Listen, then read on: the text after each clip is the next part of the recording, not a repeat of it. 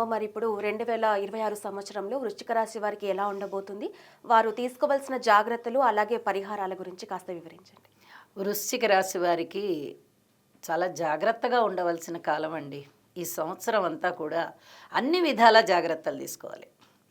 కర్కాటక రాశిలోకి గురువుగారు వచ్చినప్పుడు బాగుంది. జూన్ 1 నుంచి అక్టోబరు 31 వరకు ఆ కాలం ఒక్కటే బాగుంది. ఆ 5 నెలల కాలం ఒక్కటే బాగుంది. మిగతా సంవత్సరంలో మిగతా కాలాలంతా కూడా ఇప్పటి నుంచి జూన్ వరకు, తిరిగి అక్టోబర్ నుంచి సంవత్సరం చివరి వరకు కూడా అధిక జాగ్రత్తలతో కూడి ఉండాలి. ఎందువల్ల అంటే వీరికి రాహుబలం లేదు. ఆయన అర్ధాష్టమంలో ఉన్నారు.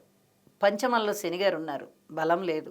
ఇప్పుడు ప్రస్తుతానికి అష్టమ స్థానంలో గురుగారు ఉన్నారు, బలం లేదు. అలాగే కేతు దశమంలో ఉన్నారు, బలం లేదు. 4 పెద్ద గ్రహాల బలాలు కూడా వృశ్చిక రాశి వారికి లేకపోవడం చేత వీరు ఎక్కువగా పరిహారాలు చేసుకోవాలి, దైవాన్ని ఆరాధించాలి, అధిక జాగ్రత్తలతో కూడి ఉండాలి ఈ సంవత్సరం అంతా. అయితే జూన్ 1 నుంచి అక్టోబర్ 31 వరకు తన యొక్క ఉచ్చరాశిలోకి సంచారం చేసి వచ్చినటువంటి గురువుగారి యొక్క స్థితి చాలా వరకు వీరికి ఊపిరాడేటట్టు చేస్తుంది ఆ 5 నెలల కాలం. మరి మిగతా కాలం అంతా ఎలా ఉంది అంటే వీళ్ళు పూర్తి జాగ్రత్తలతో ఉండాలి. ఏ పని చేసినా ఇప్పుడు ఈ పని చేయడం కరెక్టేనా అని ఆలోచించుకుంటూ వెళ్ళాలంటే ముఖ్యమైన కార్యక్రమాలు నేను చెప్పేది. ముఖ్యమైనవి ఏదైనా ఇల్లు కొనాలి, ఇప్పుడు కరెక్టేనా మనం కొనడం, ఏదైనా స్థలం కొనాలి, ఇప్పుడు కరెక్టేనా, ఏదైనా వాహనాల మీద సెల్ఫ్ డ్రైవింగ్ ఉంటుంది కదా, వాళ్ళంతటా వాళ్ళే డ్రైవ్ చేసుకుని వెళ్ళిపోతుంటారు. సెల్ఫ్ డ్రైవింగ్లో మధ్య మధ్యలో చాలా ఫాస్ట్గా వెళ్తూ ఉంటారు, చాలా బాగుంది వాతావరణం అని వెళ్తూ ఉంటారు. అట్లా వెళ్ళడం కరెక్టేనా? తర్వాత ఈ జలవిహారాలకు వెళ్తూ ఉంటారు అందరితో కలిసి, ఇట్లాంటివి కరెక్టేనా? వీళ్ళు అలాంటి కొన్ని ముఖ్యమైన పనులు చేస్తూ ఉన్నప్పుడు కొద్దిగా ఆలోచించుకోవాలి. బంగారు కొనాలి, ఇప్పుడు కొనడం అవసరమా? ఆ ధనాన్ని పక్కన పెట్టుకోవాలి, జాగ్రత్త చేసుకోవాలన్నమాట. ఇలా ఆలోచించుకుంటూ వెళ్ళాలి. అంతేకాని మన దగ్గర 10 రూపాయలు ఉన్నాయి కదా, ఏదో ఒకటి కొనేద్దాం, 4 రోజులు సెలవులు వచ్చాయి కదా, ఎటన్నా పిక్నిక్ వెళ్ళిపోయి సరదాగా ఎంజాయ్ చేసి వచ్చేద్దాం, ఇలాంటివి ఆలోచించుకుంటూ ఉన్నారంటే కొంచెం దెబ్బతినే అవకాశం కనిపిస్తుంది. వృశ్చిక రాశి వారికి గ్రహబలాలు సరిగ్గా లేవు కాబట్టి వీళ్ళు దైవానికి ఎక్కువగా పరిహారాలు చేసుకోవడం అవసరం. భగవంతుడికి ఇంకా ఎక్కువగా చెయ్యాలి. స్వామి రక్షించు మమ్మల్ని అని చెప్పి మనోధైర్యాన్ని ఎట్టి పరిస్థితుల్లో కోల్పోకూడదు. అలాగే మాతృవర్గ రీత్యాను జాగ్రత్తలు తీసుకోవాలి, సంతాన రీత్యా జాగ్రత్తలు తీసుకోవాలి, ఆరోగ్య రీత్యా జాగ్రత్తలు తీసుకోవాలి, భార్యాభర్తల అన్యోన్యత రీత్యా తీసుకోవాలి. అలాగే మన అదృష్టాన్ని మనం పరీక్షించుకుందాము అనే లాంటి ఆలోచనలు చేయకూడదు. ఏదైనా పెట్టుబడులు పెట్టేటప్పుడు కూడా ఆచితూచి వ్యవహరించుకుంటూ వెళ్ళాలి. ఈసరికే వ్యాపార వర్గాలు ఉన్నవాళ్ళు ఉంటారు కదా, వ్యాపార వర్గాల్లో ఉన్నవాళ్ళు, అలాంటి వాళ్ళు కూడా కొత్తగా మనం పెట్టుబడులు పెట్టాలా వద్దా, ఏ విధంగా మనం ముందరికి వెళ్ళాలి వ్యాపారంలో అంటే అప్పుడప్పుడు పెడుతూ వెళ్ళాలి కదా.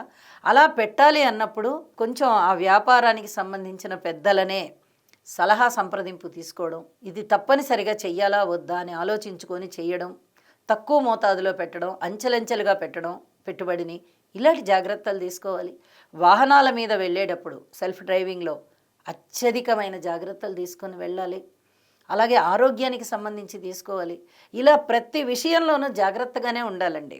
ప్రతి విషయంలోనూ ఎప్పుడైతే వీళ్ళు జాగ్రత్తగా ఉంటారో అప్పుడు చాలా వరకు ఎదురయ్యేటటువంటి కష్టం కొంచెం తగ్గడానికి అవకాశం ఉంటుంది. అన్ని రకాల గ్రహాలు కూడా మనకి అననుకూలంగా ఉన్నాయి. పెద్ద గ్రహాలు 4ని మనం పరిగణనలోనికి తీసుకుంటున్నాం. ఇవి అననుకూలంగా ఉన్నాయి అన్నప్పుడు హోమం చేసుకోవడం చాలా మంచిది. జపం చేయించడం కన్నా హోమం చేయడం చాలా మంచిది.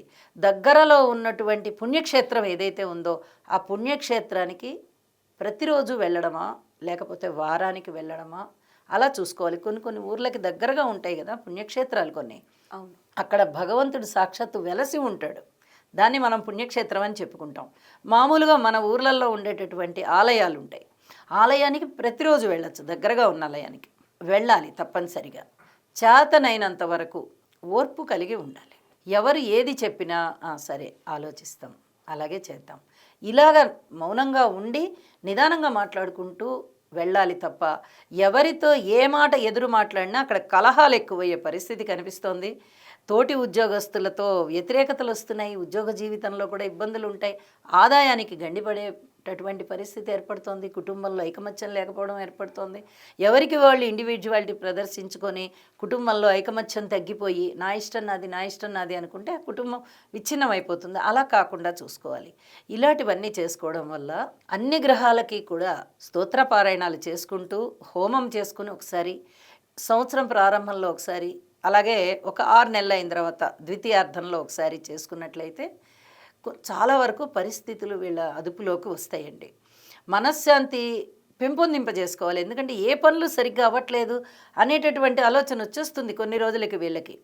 అలాంటప్పుడు మనోబలాన్ని కోల్పోకుండా చిన్న చిన్న పరిహారాలు చేసుకుంటూ భగవంతుడిని వేడుకొని, స్వామి మాకు సంతోషాన్ని ప్రసాదించు, మనశ్శాంతినివ్వు అని వేడుకుంటూ వెళ్ళినట్టయితే అడపాదడప ఏదైనా చిన్న చిన్న మంచి పనులు జరుగుతూ వీళ్ళు కొంచెం ఆనందానికి లోనవుతారు.